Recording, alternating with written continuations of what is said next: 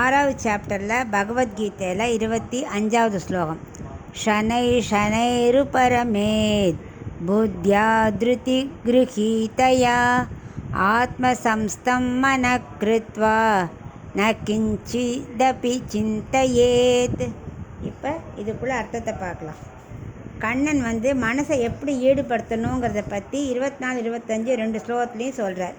24 என்ன சொன்னார்? மமக்காரத்தை ஒழிக்கணும் அப்படின்னு முதல்ல சொன்னார். அதுக்கு என்ன வேணும்? ஏன் மமக்காரத்தை ஒழிச்சிட்டு யோகம் பண்ணணுங்கிறார்? அப்படி யோகம் பண்ணும்போது தான் இந்த மனசில் இருக்கிற டிப்ரெஷன்லாம் போயிடும், ரிலாக்ஸ் ஆகிடும். ஏன்னா நம்ம மனசை என்ன பண்ணும்? பகவத் சிந்தனைக்கு போயிடும். அங்கே போக போக போக மனசு லேசாகிடும். ஏன் டிப்ரெஷன் வருதுன்னா, வாழ்க்கையில் சும்மா போட்டி, அது இருக்கே, நமக்கு அது வேணும், இது வேணும், நம்ம முதல்ல வரணும், அந்த போட்டி மனப்பான்மை, நம்ம ஜெயிக்கணும். அதனால் எத்தனை வந்தாலும் போகல, அது பின்னாடியே ஓடுறோம். அதனால டென்ஷன் ஆகுது. ஸோ இந்த டென்ஷன் போகிறதுக்கு யோகம் தான் சிறந்த வழின்னு அவர் சொல்லின்னு இருக்கார். அதுக்கு என்ன பண்ணணும்? எப்படி இருக்கணும்?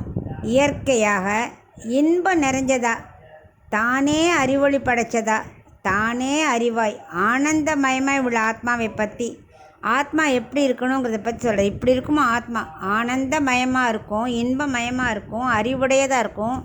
அந்த ஆத்மாவை பற்றி விடாமல் சிந்திக்கணும்.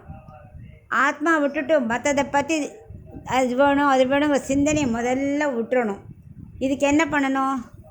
நம்ம டிசிப்ளின்டாக வச்சுக்கணும் வாழ்க்கையை. ஒரு ப்ராப்பர் டைம், காலம்பரை எழுந்தவன் முன்னாடி சொன்னார் இல்லையா, ஒரு இடம், ஆசனம் எல்லாம் எப்படி இருக்கணும்னு, அது மாதிரி நல்ல இடத்த தேர்ந்தெடுக்கணும். ஒரு ப்ராப்பர் டயத்தை எடுக்கணும். நல்ல இடம் கொஞ்சம் காத்தோட்டமாக இருக்கணும். அங்கே உக்காந்துண்டு ஒரு அரை மணி நேரம் மற்ற சிந்தனையெல்லாம் இல்லாமல் பகவத் சிந்தனை மட்டும் இருக்கணும்.